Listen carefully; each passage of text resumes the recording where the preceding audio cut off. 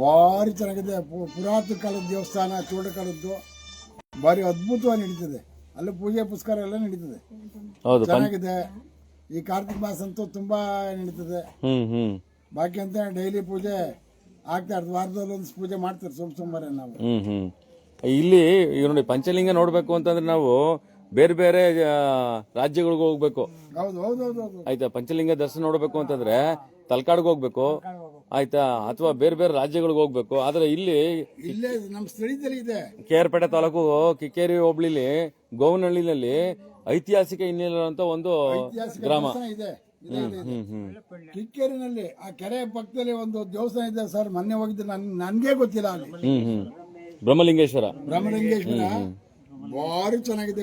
ಕೊಡಿ ಅವ್ರಿಗೆ, ಈಸ್ಕೊಳ್ಳಿ sir, mic ಈಸ್ಕೊಳ್ಳಿ sir. ಮುಖ್ಯವಾಗಿ ಈ ಒಂದು ಶಂಕರ ಮಠ ಅಂತಂದ್ರೆ ಇಡೀ ಭಾರತ ಖಂಡದಲ್ಲೇ ಶಂಕರಾಚಾರ್ಯರು ಎಲ್ಲೆಲ್ಲ ಪ್ರತಿಷ್ಠಾಪನೆ ಆಗಿದೆ, ಮಠಗಳು ಬಹಳ ಜೀರ್ಣೋದ್ಧಾರ ಆಗಿದೆ. ಇದು ಕೂಡ ಬಹಳ ದುಸ್ಥಿತಿಲಿತ್ತು. ಇದು ನೂರಾರು ವರ್ಷಗಳ ಇತಿಹಾಸ ಇರುವಂಥದ್ದು, ಮತ್ತೆ ರಾಜಮನೆತನದ ಇತಿಹಾಸ, ಮತ್ತೆ ಧಾರ್ಮಿಕ ಇತಿಹಾಸ ಇರುವಂಥದ್ದು. ಅತಿ ಹೆಚ್ಚು ಪ್ರಚಾರಕರು, ಹಿಂದೂ ಧರ್ಮದ ಪ್ರಚಾರಕರು ಈ ಗ್ರಾಮದಲ್ಲಿ ಇದ್ದಾರೆ, ಮಾದಾಪುರ ಗ್ರಾಮದಲ್ಲಿ. ಅದು ಕೂಡ ನಾವು ನಿಮ್ಮನ್ನೆಲ್ಲ ಭೇಟಿಯಾಗಿದೆ. ಮತ್ತೆ ಇಲ್ಲಿನ ಹೆಣ್ಮಗಳನ್ನ ರಾಜಮನೆತನ ಕುಟುಂಬಕ್ಕೆ ಕೂಡ ಕೊಟ್ಟಂತ ಇತಿಹಾಸ ಕೂಡ ಇದೆ. ಏನ್ ಹೇಳ್ತೀವಿ ಸರ್ ಈ ಒಂದು ಮಠದ ಬಗ್ಗೆ? ಮಾದಾಪುರ ಸೋಮಶೇಖರ್ ರಾಜ್ಯ ಯುವ ಪ್ರಶಸ್ತಿ ಪುರಸ್ಕೃತರು, ಭಾರತ ಸರ್ಕಾರ. ಇಲ್ಲಿ ಮಾದಾಪುರ ಒಂದು ಐತಿಹಾಸಿಕವಾದಂತಹ ಒಂದು ಗ್ರಾಮ. ನೀವೇ ಹೇಳ್ದಂಗೆ ಈ ಒಂದು ಗುರುಮಠ ಆದಿಗುರು ಶಂಕರಾಚಾರ್ಯರು ತಮ್ಮ ಒಂದು ಹಿಂದೂ ಧರ್ಮವನ್ನ, ಭಾರತೀಯ ಸಂಸ್ಕೃತಿಯನ್ನ ಉಳಿಸ್ಬೇಕು ಅಂತ ದೇಶದ 4 ಮೂಲೆಗಳಲ್ಲಿ ಸಂಚಾರ ಮಾಡಿ 4 ಮಠಗಳನ್ನ ಮುಖ್ಯವಾಗಿ ಸ್ಥಾಪನೆ ಮಾಡಿದ್ರು. ಅದರಲ್ಲಿ ಕರ್ನಾಟಕದ ಶೃಂಗೇರಿ ಸಹ ಒಂದು. ಈ ಒಂದು ಐತಿಹಾಸಿಕ ಹಿನ್ನೆಲೆ ಇರುವಂತಹ ಮಾದಾಪುರದಲ್ಲೂ ಸಹ ಶಂಕರಾಚಾರ್ಯರ ಮಠ ಅಂತ ಇದು ಏನಿವತ್ತು ನಿನ್ನೆಯಿಂದ ಇಲ್ಲಿ ಉದ್ಘಾಟನೆ ಆಗ್ತಾ ಇದೆ, ಅದು ಸಹ ಒಂದು ಗುರುಮಠ ಅಂತ ಪ್ರಖ್ಯಾತಿಯನ್ನ ಪಡೆದಿದೆ. ಇಲ್ಲಿ ಒಂದು ಗುರುಮಠ ಇರುವಂಥದ್ದು ನಮ್ಮ ನಿಮ್ಮೆಲ್ಲರ ಒಂದು ಸೌಭಾಗ್ಯ.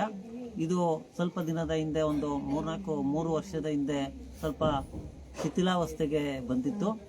ಆ ನಂತರ ಈ ಒಂದು ಗ್ರಾಮಕ್ಕೆ ಇಲ್ಲಿ ಗುರುಮಕ್ಕಳು ಅಂತೆಲ್ಲ ಇದ್ದಾರೆ, ಎಲ್ಲ ನಡೆಸ್ಕೊಂಡು ಹೋಗ್ತಿದ್ರು. ಆದರೂ ಸಹ ಶಿಥಿಲಾವಸ್ಥೆಗೆ ಬಂದಿತ್ತು. ಆಗ ಇಲ್ಲಿ ಶಿವಮ್ಮ ಅಂತ, ಅಮ್ಮ ಸ್ವಾಮಿಗಳು ಅಂತ ಶಿವಮ್ಮ, ಅವರು ಬೆಂಗಳೂರಿನವರು ಇಲ್ಲಿ ಬಂದರು.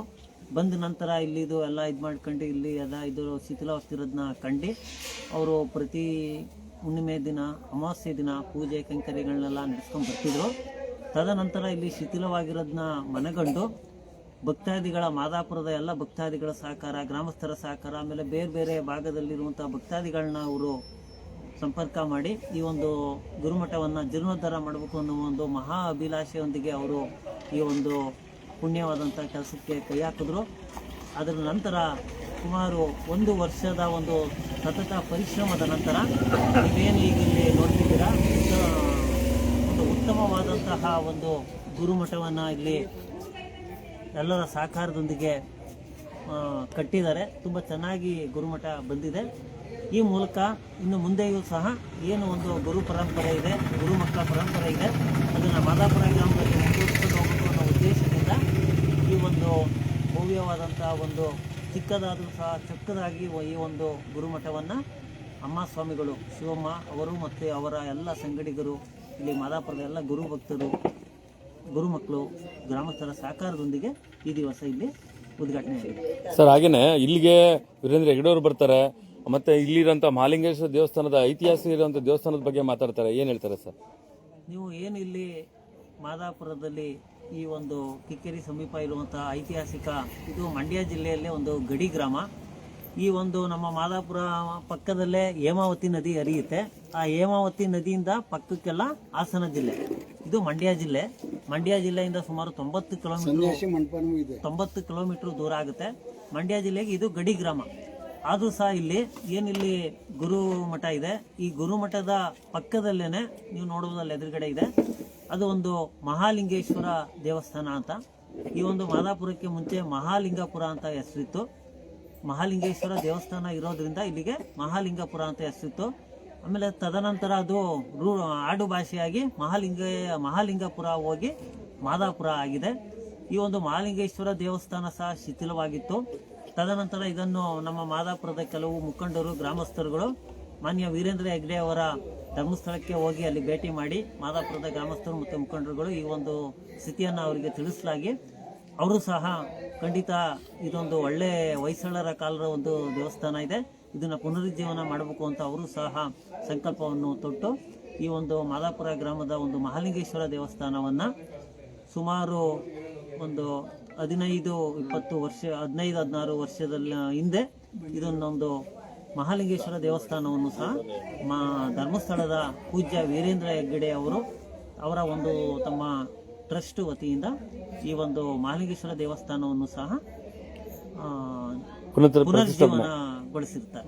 ಹಾಗೆ ಅವ್ರನ್ನ ಮಾತು ಹೇಳ್ತಾರೆ ಸರ್, ನೀವು ಇಲ್ಲಿವರೆಗೂ ಬರಬೇಡಿ, ಈ ಭಾಗದ ಮಂಡ್ಯ ಜಿಲ್ಲೆಯವರು ನೀವು ಧರ್ಮಸ್ಥಳದವರೆಗೂ ಬರಬೇಕಾಗಿಲ್ಲ, ಒಂದು ಭಗವಂತನ ನೀವು ಮಂಜುನಾಥೇಶ್ವರನ ಅಲ್ಲೇ ನೋಡ್ಬೋದು, ಅಷ್ಟು ದೊಡ್ಡ ಇತಿಹಾಸ ಇರುವಂತದ್ದು ಕೂಡ ಅವರು ಮನದಲ್ಲಿ ಹೇಳುವಂತ ಮಾತು. ಹೌದು, ಅವರು ಪೂಜ್ಯರು ಹೇಳುವಂತಹ ಮಾತು ಖಂಡಿತವಾಗ್ಲೂ ಸಹ ಸತ್ಯ. ನಾವು ನಮ್ಮ ಊರಿನಲ್ಲಿರುವಂತಹ ದೇವಸ್ಥಾನವನ್ನ ಮೊದಲು ಪೂಜೆ ಮಾಡಬೇಕು, ಆ ನಂತರ ಬೇರೆ ಕಡೆಗೆ ಹೋಗ್ಬೇಕು ಅನ್ನೋದು ನಿಜವಾಗ್ಲೂ 100ಕ್ಕೆ 100% ಸತ್ಯ. ನಮ್ಮ ಗ್ರಾಮದಲ್ಲಿರುವಂತಹ ಐತಿಹಾಸಿಕ ಹಿನ್ನೆಲೆ ಇರುವಂತಹ ಒಂದು ದೇವಸ್ಥಾನವನ್ನ ಮೊದಲು ನಾವು ಕಾಪಾಡ್ಕೋಬೇಕು. ಆ ದೇವಸ್ಥಾನಕ್ಕೆ ಮೊದಲು ನಾವು ಬರಬೇಕು, ಆ ದೇವಸ್ಥಾನದಲ್ಲಿ ನಾವು ಪೂಜೆ ಮಾಡಿ ನಂತರ ಬೇರೆ ಕಡೆ ಹೋಗ್ಬೇಕು. ಅದೇ ತರ ಇಲ್ಲಿ ನಮ್ಮ ದೇವಸ್ಥಾನದಲ್ಲೂ ಸಹ ಪ್ರತಿನಿತ್ಯ ಪೂಜೆ ನಡೀತಾ ಇದೆ. ಅದಕ್ಕಾಗಿ ಒಬ್ರು ಅರ್ಚಕರು ಸಹ ಇದ್ದಾರೆ, ಗಣೇಶ್ ಅಂತ, ಅವರು ಪ್ರತಿದಿನ ಇಲ್ಲಿ ಪೂಜೆ ಮಾಡ್ತಿದ್ದಾರೆ. ಅದರಲ್ಲೂ ವಿಶೇಷವಾಗಿ ಸೋಮವಾರದ ದಿನ ಅಭಿಷೇಕ ಪೂಜೆ ಅವೆಲ್ಲ ಕೈಂಕರ್ಯಗಳು ನಡೀತಿದೆ. ಅದೇ ರೀತಿ ವರ್ಷಕ್ಕೊಂದ್ಸಲಿ ಕಾರ್ತಿಕ ಮಾಸದಲ್ಲಿ ಪ್ರತಿ ದಿನ ಈ ಒಂದು ಇದರಲ್ಲಿ ಪೂಜೆ ಕೈಂಕರ್ಯಗಳು ಎಲ್ಲ ಮಾದಾಪುರದ ಗ್ರಾಮಸ್ಥರು, ಮಹಿಳಾ ಸಂಘಟನೆಯವರು ಎಲ್ಲರೂ ಸಹ ಒಂದೊಂದು ದಿನ ಒಬ್ಬೊಬ್ಬರು ಮನೆಯಲ್ಲಿ ಪೂಜಾ ಕೈಂಕರ್ಯವನ್ನು ಮಾಡಿ ಕಾರ್ತಿಕ ಮಾಸದ 1 ತಿಂಗಳು ಪೂರ್ತಿ ಪೂಜೆ ನಡೆಯುತ್ತೆ ಬೆಳಗ್ಗೆ ಸಂಜೆ. ಆ ನಂತರ ಕೊನೆ ಕಾರ್ತಿಕ ಮಾಸದ ಅಮಾವಾಸ್ಯೆಯ ದಿನ ಇಡೀ ಗ್ರಾಮಸ್ಥರು ಯಾವುದೇ ಜಾತಿ ಭೇದ ಇಲ್ಲದೆ ಎಲ್ಲರೂ ಸಹ ಒಗ್ಗೂಡಿ ಎಲ್ಲರೂ ಒಂದಾಗಿ ನಾವೆಲ್ಲ ಭಾರತೀಯರು ಅಂತ ಇದು ಮಾಡಿ ಇಲ್ಲಿ ಒಂದು ತುಂಬ ವಿಜೃಂಭಣೆಯಿಂದ 1001 ದೀಪವನ್ನು, ಲಕ್ಷ ದೀಪ ಅಮಾವಾಸ್ಯೆ ದಿನ ಇಲ್ಲಿ 101 ದೀಪಗಳನ್ನ ಹಚ್ಚಿ ಎಲ್ಲರೂ ಸಹ ವಿಶೇಷ ಪೂಜೆಯನ್ನು ಮಾಡಿ ತಮ್ಮ ತಮ್ಮ ಮನದ ಹರಕೆಯನ್ನು ಇಲ್ಲಿ ಬೇಡ್ಕೊಂಡು ಮಹಾಲಿಂಗೇಶ್ವರನಲ್ಲಿ ಆ ಹರಕೆಯನ್ನು ತೀರಿಸಬೇಕು ಅಂತ ಅವರೆಲ್ಲರೂ ಸಹ ಎಲ್ಲ ಭಕ್ತಾದಿಗಳು ಅವತ್ತು ಒಗ್ಗಟ್ಟಿನಿಂದ ಕಾರ್ಯವನ್ನು ಇಲ್ಲಿ ಮಾದಾಪುರ ಗ್ರಾಮದವರು ಎಲ್ಲ ನಡೆಸ್ತಾ ಬಂದಿದ್ದಾರೆ. ಸರ್, ಕಳೆದ ಸರಿ ಕೂಡ ನಿಮ್ಮ ಗ್ರಾಮದ ಬಗ್ಗೆ ಹಲವಾರು ಬಾರಿ ಸುದ್ದಿ ಮಾಡಿದ್ದೀನಿ. ಅದರಲ್ಲೂ ಸುದ್ದಿ ಆಗಿದ್ದೇನು ಅಂದ್ರೆ ಇಡೀ ರಾಜ್ಯದ ಮಾಧ್ಯಮಗಳಲ್ಲಿ ಇದೊಂದು ಚಿನ್ನದ ಒಂದು ಊರು, ಹಾಗಾಗಿ ಇಲ್ಲಿ ನಿಧಿ ಸಂಗ್ರಹಣೆ ಕೂಡ ಇದೆ ಅಂತ ಹಲವಾರು ಕಳ್ಳಕಾಕರು ಕೂಡ ಕಾಟ ಕೂಡ ಇತ್ತು. ಅದು ಇಡೀ ರಾಜ್ಯದ ಮಾಧ್ಯಮಗಳಲ್ಲಿ ಬಂತು. ಅದ್ರ ಬಗ್ಗೆ ಏನ್ ಹೇಳ್ತೀರಾ ಸರ್? ಅದೇ ಈ ತರ ನೀವು ಹೇಳ್ದಂಗೆ ಎಲ್ಲ ಮಾಧ್ಯಮಗಳಲ್ಲಿ ಸಹ ಬಂತು. ಆದರೆ ಇಲ್ಲಿ ಚಿಂತಾನೆ ಕಲ್ಲು ಅಂತ ಇದೆ ಅಂತ ಮಾದಾಪುರ ರಾತ್ರೋರಾತ್ರಿ ನಿಧಿಗಳರು ಬಂದು ಅದನ್ನ ಶೋಧನೆ ಮಾಡ್ತಾರೆ. ಅಲ್ಲಿ ಕಾವಲೆ ಇದೆ, HLBCದು ಕಾವಲೆ ಇದೆ ನಮ್ಮ ಮಾದಾಪುರ ಗ್ರಾಮದಲ್ಲಿ ಅದು ಹೋಗಿದೆ. ಅದ್ರ ಪಕ್ಕದಲ್ಲಿ ಒಂದು ಚಿಂತಾನೆ ಕಲ್ಲು ಅಂತಿದೆ. ಆ ಕಲ್ಲಿನ ಸಮೀಪ ಎಲ್ಲೋ ಒಂದು ನಿಧಿ ಇದೆ ಅಂತ ಅಂತೆ. ನಾವು ಸಹ ನೋಡಿಲ್ಲ, ಅಲ್ಲಿ ಇರಬಹುದು ಅಂತ ಒಂದು ರೂಮರ್ ಇದೆ. ಆದರೂ ಇದನ್ನ ಕೆಲವರು ಯಾರೋ ತಿಳ್ಕೊಂಡು ಅದ್ರ ಬಗ್ಗೆ ಎಲ್ಲ ಬಂದಿಲ್ಲಿ ಎಲ್ಲ ಹುಡ್ಕಾಡಿ ಮಾಡಿದ್ದಾರೆ ಅನ್ನೋದು ಒಂದು ಮಾಹಿತಿ. ಅದ್ರ ಬಗ್ಗೆ ಅಷ್ಟಾಗಿ ರಾಜ ಮಹಾರಾಜರ ಆಳ್ವಿಕೆ ಆದ್ರಿಂದ ನಿಧಿಗಳ ಕಾಟ ಜಾಸ್ತಿ ಇರುತ್ತೆ ಒಂದು ಗ್ರಾಮಗಳಿಗೆ. ಅದು ನಾವು ಅರ್ಥ ಮಾಡ್ಕೊಬೇಕು. ನಮ್ಮ ಗ್ರಾಮದ ಬಗ್ಗೆ ನಮ್ಗೆ ಗೊತ್ತಿರಲ್ಲ, ಹಾಗಾಗಿ ನಾವು ಅದನ್ನ ಮೊದಲು ತಿಳ್ಕೊಬೇಕು. ಮತ್ತೆ ಇಲ್ಲಿ ಸರ್ಪಗಾವಲು ಕೂಡ ಇದೆ. ಏನು ಇಲ್ಲಿ ಮಹಾಲಿಂಗೇಶ್ವರದ ಇತಿಹಾಸ ಪರಿಸಿರುವಂತ ದೇವಸ್ಥಾನದಲ್ಲಿ ಸರ್ಪಗಾವಲು ಕೂಡ ಇದೆ ಅಂತ ಹೇಳ್ತಾರೆ. ನಿಜನಾ ಸರ್ ಅದು? ಚಿಂತರ ಕಲ್ಲು ಅಂದ್ರೆ ಅಕ್ಷರಗಳ ಊಟ ಹೂಣಿದ್ದಾರೆ ಕಲ್ಲು. ತಗ್ಗ ಚಪ್ಪಡಿಗಳಿದಾವಲ್ಲ ಅದನ್ನ ಓದಕ್ಕೆ ಆಗಲ್ವಂತೆ. ಅದನ್ನ ಓದಿ ಕನ್ನಡಿ ಹಿಡ್ಕೊಂಡು ಬೂತ್ ಕನ್ನಡಿ ತಂದು ನೋಡಿ ಅದನ್ನ ಪರೀಕ್ಷೆ ಮಾಡಿ ನಂತರ ಅದಕ್ಕೆ ಏನ್ ಮಾಡ್ಬೇಕು ಅಂತ ಗೊತ್ತಿಲ್ಲ ಸರ್. ಅದೊಂದು ಐತೆ ಕತೆ, ಐತಿಹಾಸಿಕ ಇದೆ ನಿಮ್ಮೂರಿಗೆ. ಹೌದು. ಹಾಗೇನೆ ಇನ್ನೊಂದು ವಿಚಾರ ನೀವು ಹೇಳಿದ್ರಿ, ನಮ್ಮ ಊರಿನ ಒಬ್ರು ಹೆಣ್ಣು ಮಗಳು ಮೈಸೂರು ಮಹಾರಾಜರು ಒಡೆಯರ ಅವರ ಮೈಸೂರು ಮಹಾರಾಜರ ಒಂದು ಹೆಂಡತಿ ಆಗಿದ್ದು ಸಹ ಈ ಒಂದು ಮಾದಾಪುರದ ಮಾದಾಪುರದ ಒಂದು ಐತಿಹಾಸಿಕ ಗ್ರಾಮ. ಇಲ್ಲಿ ಒಡೆಯರ್ ವಂಶದಲ್ಲಿ ಮೊದಲನೇ ಒಡೆಯರ ವಂಶಕ್ಕೆ ಆದಂತದ್ದು ಕೂಡ. ಹೌದೌದು, ನಿಜ. ಅದು ನಮ್ಮ ಮಾದಾಪುರದ ಹೆಣ್ಣು ಮಗಳು ಮೈಸೂರು ಮಹಾರಾಜರ ವಂಶಸ್ಥರಾಗಿ ಈ ಒಂದು ಗ್ರಾಮದವರು ಅಲ್ಲಿ ಮೈಸೂರು ಒಡೆಯರ ವಂಶಸ್ಥರಾಗಿ ಸಹ ಇರೋದು ಬಹಳ ವಿಶೇಷ. ನಮ್ಮ ಮಾದಾಪುರದ ಒಂದು ವಿಶೇಷ ಮತ್ತೆ ಮಾದಾಪುರಕ್ಕೆ ಒಂದು ಹೆಮ್ಮೆ. ಸರ್ ಇನ್ನೊಂದು ಸರ್, ಬೆಳಗಿನ ಸೂರ್ಯನ ಕಿರಣ ನೇರ ಶಿವಲಿಂಗಕ್ಕೆ ಬೀಳುತ್ತೆ. ಅದು ಬಹಳ ದೇವಸ್ಥಾನಗಳಲ್ಲಿ ಕಮ್ಮಿ. ಉದಾಹರಣೆಗೆ ಬೆಂಗಳೂರಲ್ಲಿ ಅಂತ ಒಂದಷ್ಟು ದೇವಸ್ಥಾನಗಳು ಕೂಡ ಇದೇ ತರ ಆಗುತ್ತೆ. ಇದು ಕೂಡ ವಿಶೇಷವಾದಾಗಿ ಕೆತ್ತನೆಯಾಗಿರುವಂತದ್ದು. ನಿಜವಾಗ್ಲೂ ಸಹ ನೀವ್ ಹೇಳ್ದಂಗೆ ಆ ಲಿಂಗಕ್ಕೆ ಕರೆಕ್ಟಾಗಿ ಸೂರ್ಯಕಿರಣ ಬರ್ತದೆ. ಬೆಂಗಳೂರಿನ ಬಿಟ್ಟಿದ್ದಾರೆ. ಏನು ಗವಿ ಗಂಗಾಧರೇಶ್ವರ ದೇವಸ್ಥಾನ ಅಂತ ನಾವು ಹೇಳ್ತೀವಿ, ಅಲ್ಲೂ ಸಹ ಒಂದು ಸೂರ್ಯನ ಕಿರಣ ಹಿಂಗೆ ಲಿಂಗದ ಮೇಲೆ ಬೀಳುತ್ತೆ ಅಂತ ಸಾವಿರಾರು ಭಕ್ತಾದಿಗಳಲ್ಲಿ ಹೋಗ್ತಾರೆ. ಅದೇ ರೀತಿ ನಮ್ಮ ಮಾದಾಪುರದ ಈ ಒಂದು ಐತಿಹಾಸಿಕ ಗುರುಮಠದ ಪಕ್ಕದಲ್ಲೇ ಇರುವಂತಹ ಮಾಲಿಂಗೇಶ್ವರ ದೇವಸ್ಥಾನದಲ್ಲೂ ಸಹ ಸೂರ್ಯನ ಕಿರಣ ಒಂದು ಲಿಂಗದ ಮೇಲೆ ಬೀಳುವಂಥದ್ದು ಈ ಒಂದು ನಮ್ಮ ಮಾದಾಪುರದ ಮಾಲಿಂಗೇಶ್ವರ ದೇವಸ್ಥಾನದ ಒಂದು ವಿಶೇಷ. ಹಾಗೇನೆ ಸರ್, ಇಲ್ಲಿ ಮದ್ವೆಗಳಾಗುತ್ತೆ, ನಾಮಕರಣಗಳಾಗುತ್ತೆ, ಮತ್ತೆ ಮದ್ವೆಗಳಾದಂತ ನವ ಜೋಡಿಗಳಿಗೆ ಗಂಡು ಮಗುನೇ ಪ್ರಾಶಸ್ತ್ಯ ಆಗುತ್ತೆ ಅಂತ ಪುರೋಹಿತರು ಹೇಳದಂತ ಹಿನ್ನೆಲೆಗಳಿದೆ. ನಿಜವಾದ ಸತ್ಯನಾ ಸರ್ ಅದು?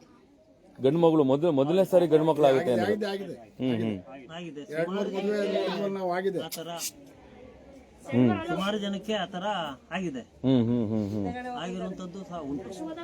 ಓಕೆ. ಆಮೇಲೆ ಮುಖ್ಯವಾಗಿ ನಿಮ್ಮ ಗ್ರಾಮದಲ್ಲಿ ಇದೊಂದು ಕಟ್ಟೆ ಕಡೆಯ, ಮಂಡ್ಯ ಜಿಲ್ಲೆಯ ಕಟ್ಟೆ ಕಡೆಯ ಕಣಗಾಡಿಸಿದಂತ ಈ ಒಂದು ಗ್ರಾಮ. ಯಾವುದೇ ರಾಜ್ಯದ ಜನಪ್ರತಿನಿಧಿಗಳು ಬರಲಿ ಇದೊಂದು ಕಡೆಗಾಣಿಸುವಂಥದ್ದು. ಆದರೆ ಇಂಥ ಜನಪ್ರತಿನಿಧಿಗಳಿಗೆ ಮತ್ತೆ ಧಾರ್ಮಿಕ ದತ್ತಿ ಇಲಾಖೆಗೆ ಸೇರಿದಂತ ಇಷ್ಟು ಒಬ್ರು ದಾರ್ಶನಿಕರು ನಿಮ್ಮ ಗ್ರಾಮದ ಬಗ್ಗೆ ಹೊಗಳ್ತಾರೆ, ಆದರೆ ಜನಪ್ರತಿನಿಧಿಗಳಿಂದ ಅಸಡ್ಡೆ ಮಾಡ್ತಾರೆ. ಧಾರ್ಮಿಕ ದತ್ತಿ ಇಲಾಖೆಯ ಯಾವುದೇ ರೀತಿಯಾದಂತ ಜೀರ್ಣೋದ್ಧಾರ ನಿಮ್ಮ ಈ ಮಹಾಲಿಂಗೇಶ್ವರ ಮಠಕ್ಕಾಗಿಲ್ಲ. ಅದ್ರ ಬಗ್ಗೆ ತಾವು ಒಬ್ರು ಹಿಂದೂ ಕಾರ್ಯಕರ್ತರಾಗಿ ಏನ್ ಹೇಳ್ತೀರಾ ಸರ್? ನೀವು ಹೇಳ್ದಂಗೆ ಸರಿ. ಇದು ಮಾದಾಪುರ ಒಂದು ಮಂಡ್ಯ ಜಿಲ್ಲಾ ಕೇಂದ್ರದಿಂದ ಸುಮಾರು 85ರಿಂದ 90 ಕಿಲೋಮೀಟರ್ ದೂರದಲ್ಲಿದೆ. ಈ ನಮ್ಮ ಮಾದಾಪುರ ಪಕ್ಕದಲ್ಲಿ ಹೇಮಾವತಿ ನದಿ ಇದೆ. ಅದರಿಂದ ಆ ಹೇಮಾವತಿ ನದಿ ದಡದಿಂದ ಆಚೆಗೆ ಮೈಸೂರು ಜಿಲ್ಲೆಗೆ ಸೇರುತ್ತೆ. ಮೈಸೂರು ಜಿಲ್ಲೆಗೆ ಸೇರುತ್ತೆ. ಈ ಮಾದಾಪುರ ಮಾತ್ರ ಮಂಡ್ಯ ಜಿಲ್ಲೆ ಗಡಿ ಗ್ರಾಮ. ನೀವು ಹೇಳ್ದಂಗೆ ಇದು ಪಂಚಾಯಿತಿ ಮುಖ್ಯ ಕೇಂದ್ರ. ಅದೇ ರೀತಿ ಇಲ್ಲಿ ಐತಿಹಾಸಿಕ ದೇವಸ್ಥಾನಗಳಿವೆ, ಪ್ರೌಢಶಾಲೆ ಇದೆ, ಮುರಾರ್ಜಿ ವಸತಿ ಶಾಲೆ ಇದೆ, ಪೋಸ್ಟ್ ಆಫೀಸ್ ಇದೆ, ಹಾಲು ಉತ್ಪಾದಕರ ಸಹಕಾರ ಸಂಘ ಇದೆ ಸರ್. ಇಷ್ಟೆಲ್ಲ ಇದ್ರು ಧಾರ್ಮಿಕ ದತ್ತಿ ಇದೆ. ಇಷ್ಟೆಲ್ಲ ಇದ್ರು ಸಹ ಇಲ್ಲಿ ಮಾದಾಪುರ ಒಂದು ಹಲವಾರು ಸಮಸ್ಯೆಗಳನ್ನ ಎದುರಿಸ್ತಿದೆ. ಅದರಲ್ಲಿ ಮುಖ್ಯವಾಗಿ ಇಲ್ಲಿ ಮಾದಾಪುರದ ಅಕ್ಕಪಕ್ಕ ಎಲ್ಲೂ ಸಹ ATM ಕೇಂದ್ರ ಇಲ್ಲ. ಅದು ಇಲ್ಲಿ ಮಾದಾಪುರದ 10 ಹಳ್ಳಿ ಜನರಿಗೆ ತುಂಬಾ ಒಂದು ತೊಂದರೆ ಆಗಿರುವಂತದ್ದು. ಇವತ್ತಿನ ಪ್ರಪಂಚ ಬ್ಯಾಂಕ್ ವ್ಯವಸ್ಥೆ ಇಲ್ಲ. ಮುಂಚೆ ಇಲ್ಲಿ ಕಾವೇರಿ ಗ್ರಾಮೀಣ ಬ್ಯಾಂಕ್ ಒಂದು ಬ್ಯಾಂಕ್ ಇತ್ತು. ಆದ್ರೆ ಕೆಲವು ಅಧಿಕಾರಿಗಳ ಒಂದು ನಿರ್ಲಕ್ಷ್ಯ. ಯಾಕಂದ್ರೆ ಅವರು ಕ್ಯಾರ್ಪೇಟೆ, ಕಿಕ್ಕೇರಿ, ಮಂಡ್ಯ ಅಲ್ಲಿಂದನೂ ಇರ್ತಾರೆ. ಅಲ್ಲಿಂದ ಇಲ್ಲಿಗೆ ಬರೋದು ತೊಂದರೆ ಅನ್ನೋ ಉದ್ದೇಶದಿಂದ ಇರ್ಬೋದೋ ಏನೋ ಇಲ್ಲಿದ್ದ ಬ್ಯಾಂಕ್ ಅನ್ನ ಕ್ಯಾರ್ಪೇಟೆ, ಕಿಕ್ಕೇರಿಗೆ ಸ್ಥಳಾಂತರ. ಒಟ್ಟಾರೆ ಹೇಳ್ಬೇಕು ಅಂದ್ರೆ ಜನಪ್ರತಿನಿಧಿಗಳು ನಿಮ್ಮ ಭಾಗದ ಈ ಒಂದು ಊರಿನ ಮುಖ್ಯ ಧಾರ್ಮಿಕ ವಿಚಾರಗಳಾಗ್ಲಿ ಅಥವಾ ಒಂದು ಮೂಲಭೂತ ಸೌಕರ್ಯಗಳ ಬಗ್ಗೆ ಮತ್ತೆ ಒಂದಷ್ಟು ವ್ಯಾವಹಾರಿಕ ವಿಚಾರಗಳನ್ನ ಕೈಗೆತ್ಕೊಬೇಕು ಅಂತೀರಾ? ಖಂಡಿತ. ಈ ಒಂದು ಮಾದಾಪುರ ಐತಿಹಾಸಿಕ ಹಿನ್ನೆಲೆ ಇರುವಂತಹ ಗ್ರಾಮಕ್ಕೆ ಏನ್ ಜನಪ್ರತಿನಿಧಿಗಳು ಮತ್ತೆ ಸರ್ಕಾರದವರು ಸಹ ಈ ಒಂದು ಗ್ರಾಮಕ್ಕೆ ಅತಿ ಮುಖ್ಯವಾಗಿ ಬ್ಯಾಂಕಿನ ವ್ಯವಸ್ಥೆ ಬೇಕಾಗಿದೆ. ಯಾವುದೇ ಬ್ಯಾಂಕ್ ಆದ್ರೂ ಪರವಾಗಿಲ್ಲ, ಒಂದು ಬ್ಯಾಂಕಿನ ವ್ಯವಸ್ಥೆಯನ್ನ ಇಲ್ಲಿ ಮಾಡಿ ತದನಂತರ ಬ್ಯಾಂಕ್ ಜೊತೆನಲ್ಲೇನೆ ಒಂದು ATM ಕೇಂದ್ರವನ್ನು ಸಹ ಇಲ್ಲಿ ನೀಡಿದ್ರೆ ಈ ಮಾದಾಪುರ ಮತ್ತೆ ಸುತ್ತಮುತ್ತಲಿನ ಸಾವಿರಾರು ಜನರಿಗೆ, ಈಗ ನಾವು ಏನೇ ಒಂದು ಮುಖ್ಯವಾಗಿ ಜೊತೆಗೆ ಬಸ್ ವ್ಯವಸ್ಥೆ ಸರ್ ನೋಡಿ, ಒಂದೇ 3 ಬಸ್ ಏನೋ ಇದೆ ಅಷ್ಟೇ. ಡಾಕ್ಟರ್ ಗುಳಿಗೆ ಕೊಡ್ತಾರಲ್ಲ 3 ಟೈಮ್ ತಗೋ ಅಂತ, ಹಂಗೆ 3 ಬಸ್. ನನ್ಗಂತೂ ಹೈರಾಣ ಆಗ್ಬಿಟ್ಟೆ ಮೈಸೂರಿಂದ ಬರೋಷ್ಟರಲ್ಲಿ ನಿಮ್ ಗ್ರಾಮಕ್ಕೆ. ಆಮೇಲೆ ಹೊಳೆನರಸೀಪುರದಲ್ಲಿ ಕೂಡ ಸುದ್ದಿ ಕೂಡ ಮಾಡಿದೀನಿ ಇದೇ ಗ್ರಾಮದ ಬಗ್ಗೆ. KSRTC ಬಸ್ಗಳು ಕೂಡ ವ್ಯವಸ್ಥೆ ಮಾಡಬೇಕು. ಜನಪ್ರತಿನಿಧಿಗಳು ಏನ್ ಮಾಡ್ತಾರೆ ಸರ್ ಇವರೆಲ್ಲ? ನೀವು ಹೇಳ್ದಂಗೆ ಖಂಡಿತ ಇದು ಮಾದಾಪುರ ಪಂಚಾಯಿತಿ ಮುಖ್ಯ ಕೇಂದ್ರ. ಆಮೇಲೆ ಇದು ಮಾದಾಪುರ ಸುತ್ತಮುತ್ತಲ 16 ಗ್ರಾಮಗಳಿಗೆ ಒಂದು ಸಂಪರ್ಕ ಕೇಂದ್ರ ಇದೆ. ಅದರಿಂದ ಇಲ್ಲಿ ಬಸ್ಸಿನ ಸಮಸ್ಯೆ ತುಂಬಾ ಇದೆ. ಕ್ಯಾರ್ಪೇಟೆ ಡಿಪೋದಿಂದ ಒಂದು ಬಸ್ಸು ಪ್ರತಿದಿನ 4 ಸರಿ ಬಂದು ಹೋಗುತ್ತೆ ಬಿಟ್ರೆ, ಇನ್ನು ಆಮೇಲೆ ನೀವ್ ಹೇಳ್ದಂಗೆ ತುಂಬಾ ಕಷ್ಟ ಇದೆ. 6 ಗಂಟೆ ಮೇಲೆ ಬಸ್ ಇಲ್ಲ ಬಿಡಿ, 5:15 ಮೇಲೆ. ಕಿಕ್ಕೇರಿಯಿಂದ 4ವರೆಗೆ ಲಾಸ್ಟ್. ನಾವೆಲ್ಲರೂ ಬೇರೆ ಊರಿಗೆ ಹೋದವರು ಮೈಸೂರು ಮತ್ತೆ ಮಂಡ್ಯ, ನಾವು ಬೆಂಗಳೂರು ಕಡೆ ಹೋದ್ರೆ ಕಿಕ್ಕೇರಿಗೆ ನಾವು 4ವರೆಗೆ ಲಾಸ್ಟ್. ಅದು ಬಿಟ್ರೆ ಇನ್ನು ಬಸ್ ಇಲ್ಲ. ಹೊಳೆ ನರಸೀಪುರದಿಂದ ನಾವು ಹಾಸನ ಕಡೆಯಿಂದ ಬಂದ್ರೆ ಹೊಳೆ ನರಸೀಪುರದಿಂದ 5ವರೆಗೆ ಲಾಸ್ಟ್ ಬಸ್ಸು. ಅದು ಬಿಟ್ರೆ ಇನ್ನು ನಾಳೆ ಬೆಳಗ್ಗೆ ತನಕ ಬಸ್ ಇಲ್ಲ. ಆಟೋದಲ್ಲಿ ಬರ್ತೀವಿ ಅಂದ್ರೆ ಇಲ್ಲೆಲ್ಲ ಇರುವಂತಹದ್ದು ಗ್ರಾಮೀಣ ರೈತಾಪಿ ಇಲ್ಲ ಆಟೋನು ಸಿಗಲ್ಲ ಸರ್ ನಾನು ಕೇಳಿದೆ. 400-500 ರೂಪಾಯಿ ಕೇಳ್ತಾರೆ. 400 ರೂಪಾಯಿ ಇಲ್ದೆಲ್ಲ ಬರಲ್ಲ. ಅದರಿಂದ ತುಂಬಾ ತೊಂದರೆ ಆಗಿದೆ. ದಯಮಾಡಿ ಜನಪ್ರತಿನಿಧಿಗಳು ಮತ್ತೆ ಸರ್ಕಾರದವರು ಈ ಒಂದು ಸಮಸ್ಯೆ ಬಗ್ಗೆ ಒಂದು ಪ್ರಾಮಾಣಿಕವಾಗಿ ಸ್ಪಂದಿಸಿ ಮಾದಾಪುರಕ್ಕೆ ಇನ್ನು ಕ್ಯಾರ್ಪೇಟೆ ಡಿಪೋ ಆಗಿದೆ. ಈಗ ಇಲ್ಲ ನಮ್ಮ ತಾಲೂಕಿನಲ್ಲೇ ಡಿಪೋ ಇರೋದ್ರಿಂದ ಈಗ ಸಂಬಂಧಪಟ್ಟ ಅಧಿಕಾರಿಗಳು ಮತ್ತು ಜನಪ್ರತಿನಿಧಿಗಳು ಈ ಒಂದು ಬಸ್ಸನ್ನು ಇನ್ನೂ ಜಾಸ್ತಿ ಹೆಚ್ಚು ಕ್ಯಾರ್ಪೇಟೆಯಿಂದ ಕಿಕ್ಕೇರಿ, ಮಾದಾಪುರ, ಹೊಳೆನರಸೀಪುರಕ್ಕೆ ಒಂದು ರೂಟ್ ಇದೆ. ರಸ್ತೆಗಳು ಪರವಾಗಿಲ್ಲ. ಅದರಿಂದ ಆ ಒಂದು ರೂಟ್ ನಲ್ಲಿ ಒಂದು ಬಸ್ಸು ಇನ್ನೂ ಒಂದನ್ನ ಬಸ್ಸು 4 ಟ್ರಿಪ್ ಓಡಾಡೋ ತರ ಬಸ್ಸಿನ ವ್ಯವಸ್ಥೆ ಮಾಡಬೇಕು. ಅದೇ ರೀತಿ ಇಲ್ಲಿ ಒಂದು ಬ್ಯಾಂಕಿನ ವ್ಯವಸ್ಥೆಯನ್ನು ಮಾಡಿ ATM ವ್ಯವಸ್ಥೆಯನ್ನು ಮಾಡಬೇಕು ಅಂತ ಸಂಬಂಧಪಟ್ಟ ಎಲ್ಲ ಅಧಿಕಾರಿಗಳು ಮತ್ತು ಜನಪ್ರತಿನಿಧಿಗಳಲ್ಲಿ ಮಾದಾಪುರದ ಎಲ್ಲ ಗ್ರಾಮಸ್ಥರ ಪರವಾಗಿ ಹಾಗೂ ಈ ಒಂದು ಗುರುಮಠ ಮತ್ತೆ ನಮ್ಮ ಎಲ್ಲ ಭಕ್ತಾದಿಗಳ ಪರವಾಗಿ ಈ ಒಂದು ಮನವಿಯನ್ನ ಸರ್ಕಾರಕ್ಕೆ ಮತ್ತು ಜನಪ್ರತಿನಿಧಿಗಳಿಗೆ ನಾವು ಹೇಳೋದಕ್ಕೆ ಇಷ್ಟಪಡ್ತೀವಿ. Thank you sir. ಹಾಲ್ಟ್ ಆಗ್ತಿತ್ತು ಬಂದು ಅದು ಇಲ್ದಂಗ ಆಗೈತೆ ಇವಾಗ. ಹಾಲ್ಟ್ ಗಾಡಿ ಬಂದ್ರೆ ಎಲ್ಲರಿಗೂ ಉತ್ತಮ ಸರ್. ಹಾಲ್ಟ್ ಗಾಡಿ ಬಂದ್ರೆ ಇಲ್ಲ ಉಳ್ಕೊಂಡಿರೋರೆಲ್ಲ ಬಂದ್ ಮನೆಗೆ ಸೇರ್ಕೊತಾರೆ. ಇಲ್ಲ ಅಂದ್ರೆ ಭಾರಿ ಕಷ್ಟ ಐತೆ ಸರ್. 500,000 ಕೇಳ್ತಾರೆ ಅಷ್ಟೇ. ಟೈಮಲ್ಲಿ ನಮ್ಮ ಮನೆಗೆ ಬರೋಕ್ ಭಾರಿ ಹಿಂಸೆ. 500 ಮಕ್ಳೆಲ್ಲ ಒಂದೊಂದ್ ದಿವಸ ಕೆಟ್ಟೋಗೈತೆ ಅಂತ ಬಸ್ಸೇ ಬರಲ್ಲ. ಭಾರಿ ಹಿಂಸೆ ಆಗೈತೆ. ಅದಕ್ಕೆ ಒಂದ್ ಹಾಲ್ಟ್ ಗಾಡಿಯ ಏನಾರ ಮಾಡಿ ನಮ್ ಕಡೆಗೆ ನಿಲ್ಸೋ ಬೆಳಿಗ್ಗೆ ಎದ್ದು ಹೋಗೋಂಗೆ ಮಾಡ್ಬೇಕು. ಖಂಡಿತ ನೋಡಿ, ಕಳೆದ ಸಾರಿ ಕೂಡ ಇದೇ ಒಂದು ಮಠಕ್ಕೆ ಬರಬೇಕಾದ್ರೆ ನಾನು ಮಾತಾಡಿ ಸರ್. ನೀವು ಹೇಳ್ದಂಗೆ ಬಸ್ಸಿನ ಇದು ತುಂಬಾ ತೊಂದರೆ ಇದೆ. ನಾವು ಸುಮಾರು ದಿನ ಒಂದು 30-40 ವರ್ಷಗಳಿಂದನೂ ಸಹ ಕ್ಯಾನಗರ ಡಿಪೋದಿಂದ ಇಲ್ಲಿ ಒಂದು ಹಾಲ್ಟ್ ಗಾಡಿ ಬರ್ತಿತ್ತು. 8 ಗಂಟೆ 8:15 ಕಿಕ್ಕೇರಿ ಬಿಟ್ಟು 8:45 ಮಾದಾಪುರ ಬರ್ತಿತ್ತು. ಬೆಳಗ್ಗೆ 6 ಗಂಟೆಗೆ ಇಲ್ಲಿಂದ ಹೊರಡ್ತಿತ್ತು. ಅದು ತುಂಬಾ ನಮ್ಮ ಮಾದಾಪುರದ ಎಲ್ಲ ವಿದ್ಯಾರ್ಥಿಗಳಿಗೆ, ಕಾಲೇಜು ವಿದ್ಯಾರ್ಥಿಗಳಿಗೆ, ಎಲ್ಲ ರೈತಾಪಿ ಜನಗಳಿಗೆ ತುಂಬಾ ಅನುಕೂಲ ಇತ್ತು. ಅದನ್ನ ದುರದೃಷ್ಟವಶಾತ್ ತುಂಬಾ ದೂರದಿಂದ ಬರ್ತಿತ್ತು. ಅದು ಕ್ಯಾನಗರ ಡಿಪೋದಿಂದ ಇಲ್ಲೇ ಡಿಪೋ ಆಗಿದೆ ಅಂತ ಅಂದ್ಬಿಟ್ಟು ಈಗ ಅವರು ನಿಲ್ಲಿಸಿದ್ದಾರೆ. ದಯಮಾಡಿ ಕ್ಯಾರ್ಪೇಟೆ ಡಿಪೋದವರು ಒಂದು ಮಾದಾಪುರ ಗ್ರಾಮಕ್ಕೆ ಆಲ್ಟಿಂಗ್ ಗಾಡಿಯನ್ನ ಕೇಳಿಸ್ಕೊಳ್ರಿ. ನಿಮ್ಮ DC ಮತ್ತೆ MD ಅವರೇ, ಮಂಡ್ಯ ಜಿಲ್ಲೆ DC ಅವರೇ ಕೇಳಿಸ್ಕೊಳ್ಳಿ, ನಿಮ್ಗೆ ಕಳಿಸ್ಕೊಡ್ತೀನಿ ಇದನ್ನ. ನಮಗೆ ಇಲ್ಲಿ ಮಾದಾಪುರದ ಎಲ್ಲ ನಾಗರಿಕರ ಪರವಾಗಿ, ಕಾಲೇಜು ವಿದ್ಯಾರ್ಥಿಗಳ ಪರವಾಗಿ ನಾವು ಒಂದು ಮನವಿಯನ್ನು ಮಾಡ್ತೇವೆ. ಇಲ್ಲಿ ಒಂದು ಕ್ಯಾರ್ಪೇಟೆ ಡಿಪೋ ಆಗಿರೋದ್ರಿಂದ ಕ್ಯಾನಗರ ಡಿಪೋದಿಂದ ಹಳೆ ಬಸ್ ಬರ್ತಿತ್ತು. ಅವರು ಈಗ ನಿಮ್ಮಲ್ಲೇ ಡಿಪೋ ಆಗಿದೆ ಅಂದ್ಬಿಟ್ಟು ಆ ಬಸ್ಸನ್ನು ನಿಲ್ಲಿಸಿದ್ದಾರೆ, ಆಲ್ಟಿಂಗ್ ಗಾಡಿನ. ದಯಮಾಡಿ ಕ್ಯಾರ್ಪೇಟೆ ಡಿಪೋದವರು ಇಲ್ಲಿಗೆ ಮಾದಾಪುರಕ್ಕೆ ಒಂದು ಆಲ್ಟಿಂಗ್ ಬಸ್ಸಿನ ವ್ಯವಸ್ಥೆಯನ್ನ ಮಾಡಿಸ್ಕೊಡ್ಬೇಕು ಅಂತ ಮಾದಾಪುರದ ಎಲ್ಲ ಭಕ್ತಾದಿಗಳು ಹಾಗೂ ಗ್ರಾಮಸ್ಥರ ಪರವಾಗಿ ಮನವಿ ಮಾಡ್ತೀವಿ. ಖಂಡಿತ ಸರ್, ಇದು ಬರೀ ಮನವಿ ಅಲ್ಲ, ಕೇವಲ ಇದೊಂದು ಸುದ್ದಿ ಕೂಡ ಅಲ್ಲ. ಇದು ಎಲ್ಲ ನಿಮ್ಮ KSRTC ಕರ್ನಾಟಕ KSRTC ವೆಬ್ಸೈಟ್ ಕೂಡ ನಾನು ಕಳಿಸ್ಕೊಡ್ತೀನಿ. ಮತ್ತೆ ರಾಜ್ಯಪಾಲರಿಗೆ ಮತ್ತೆ ರಾಷ್ಟ್ರಪತಿಗಳ ಅಂಗ್ಳಿಗೆ ಕೂಡ ನಿಮ್ಮ ಈ ಒಂದು ಸುದ್ದಿನ ವೆಬ್ಸೈಟು ಅಥವಾ ಅವರ ಮೇಲ್ ಐಡಿ ಕೂಡ ಕಳಿಸ್ಕೊಡ್ತೀನಿ. ಜೊತೆಗೆ ಏನು ಅಂತಂದ್ರೆ ಇಲ್ಲಿನ DCಗಳು MDಗಳು ಕೆಲಸ ಮಾಡಲಿಲ್ಲ ಅಂತಂದ್ರೆ ಉಗಿಯೋದೇ ಮೊದಲು ಜನಪ್ರತಿನಿಧಿಗಳಿಗೆ. ಹಾಗಾಗಿ ಕಳೆದ ಸಾರಿ ಎಷ್ಟೋ ಸಾರಿ ಕೂಡ ಸುದ್ದಿ ಮಾಡಿದ ಇದೇ ವಿಚಾರವಾಗಿ. ಇವರ ಪರವಾಗಿ ಕೂಡ ನಾನು ಸ್ಟ್ಯಾಂಡ್ ಆಗ್ತೀನಿ. ಜೊತೆಗೆ ಯಾವತ್ತೇ ಇದ್ರು ಕೂಡ ಇಲ್ಲಿವರೆಗೂ ಇದನ್ನ ಒಂದು ಹಾಲ್ಟಿಂಗ್ ಗಾಡಿ ಬರೋರು ಕೂಡ ಇವ್ರ ಜೊತೆಗೆ ನಾನು ಒಂದು ಸುದ್ದಿ ಮಾಧ್ಯಮಗಳು ಎಲ್ಲ ಬಿತ್ತರ ಮಾಡೋ ತರ ಮಾಡ್ತೀನಿ. ಮತ್ತೆ ಈ ಒಂದು ಗುರುಮಠ ಏನು ಉನ್ನತ ಮಟ್ಟದಲ್ಲಿ ಇವತ್ತು ಜೀರ್ಣ ಆಗ್ತಾ ಇದೆ, ಇಲ್ಲಿ ಮುಖ್ಯವಾಗಿ TC ವ್ಯವಸ್ಥೆ ಇಲ್ಲ ಅಂತ ಕೂಡ ಹೇಳ್ತಾ ಇರೋಂಥದ್ದು ತಾವು ನೋಡ್ತಾ ಇದ್ದೀರಾ. ಇಷ್ಟು ಮೂಲಭೂತ ಸೌಕರ್ಯಗಳಿಲ್ದಿರೋಂಥದ್ದು ನಾವು ನೋಡ್ತಾ ಇರೋದ್ರೆ, ಇಷ್ಟು ಒಂದು ಪಂಚಾಯತಿ ಹೆಡ್ ಕ್ವಾರ್ಟರ್ ಆಗಿತ್ಕೊಂಡು ಒಂದು ಮೂಲಭೂತ ಸೌಕರ್ಯಗಳು, ಉದಾಹರಣೆಗೆ ಬಂದಂತ ಜನಪ್ರತಿನಿಧಿಗಳು ಯಾವುದೇ ಪಕ್ಷದ ನಾಯಕರಾಗಲಿ, ನಾನು ಯಾವತ್ತೂ ಕೂಡ ಮಾತಾಡೋದೇ ಹೀಗೆ, ಯಾವುದೇ ಪಕ್ಷದ ನಾಯಕರಿಗೂ ಕೂಡ ಬಂದರೂ ಗ್ರಾಮಗಳು ಉದ್ಧಾರ ಆಗಲ್ಲ. ಆದರೆ ಗ್ರಾಮದ ಒಂದಷ್ಟು ಮೂಲಭೂತ ಸೌಕರ್ಯಗಳು ಕೂಡ ಸಿಗಲ್ಲ. ತಾವೇ ನೋಡ್ತಾ ಇದ್ರೆ ಇಂಥ ಒಂದು ಇತಿಹಾಸ ಪ್ರಸಿದ್ಧವಾದಂಥ ರಾಜಮನೆತನ ಇರೋಂಥ ಒಂದು ಐತಿಹಾಸ ಇರೋಂಥ ಧಾರ್ಮಿಕ ಬೆಳವಣಿಗೆ ಇರೋಂಥ ಈ ಒಂದು ಗ್ರಾಮಗಳಿಗೆ ಒಂದು KSRTC ವ್ಯವಸ್ಥೆ ಕರೆಕ್ಟಾಗಿಲ್ಲ ಅಂತಂದರೆ ನಿಜವಾಗ್ಲೂ ನಾಚಿಕೆಗೇಡು. ಸಂಬಂಧಪಟ್ಟಂಥ MD DC ಅವರೇ, ನೀವು ಇದನ್ನ ತಿಳ್ಕೊಬೇಕು. ಕಿಕ್ಕೇರಿನಲ್ಲಿ ಒಬ್ಬ TC ಕೂಡ ಇರಲ್ಲ ಅಂತ ಕಳೆದ ಸಾರಿ ಸುದ್ದಿ ಮಾಡಿದೆ. ಅದು ಮತ್ತೆ ಅದು ಸುದ್ದಿಯಾಗಿ ಉಳ್ಕತ್ತು ಅಷ್ಟೇ.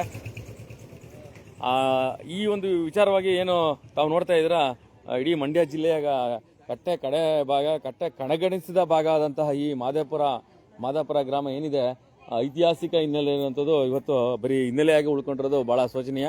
ಸಂಬಂಧಪಟ್ಟಂತ ಎಲ್ಲ ಜನಪ್ರತಿನಿಧಿಗಳು, ಪಂಚಾಯತಿಯಿಂದ ಪಾರ್ಲಿಮೆಂಟ್ವರೆಗೂ ಇರುವಂಥ ಎಲ್ಲ ಜನಪ್ರತಿನಿಧಿಗಳು ಈ ಗ್ರಾಮದ ಬಗ್ಗೆ, ಈ ಗ್ರಾಮ ಒಂದೇ ಅಲ್ಲ, ಈ ಗ್ರಾಮಕ್ಕೆ ಬಸ್ ಬಂತು ಅಂದರೆ ಸರಿಸುಮಾರು 10-15 ಹಳ್ಳಿ ಕವರ್ ಆಗುತ್ತೆ. ಎಲ್ಲ ಮೂಲಭೂತ ಸೌಕರ್ಯಗಳನ್ನು ಕುಂಠಿತವಾಗಿರುವಂಥ ಈ ಗ್ರಾಮ ಮುಂದಿನ ದಿನಗಳಲ್ಲಿ ನಿಮ್ಮ ರಾಜಕೀಯ ವರ್ತನೆಗಳಿಗೆ ಇವರು ಪಾಠ ಕಲಿಸ್ತಾರೆ ಅಂತ ಕೂಡ ಹೇಳಕ್ಕೆ ಇಷ್ಟಪಡ್ತೀನಿ.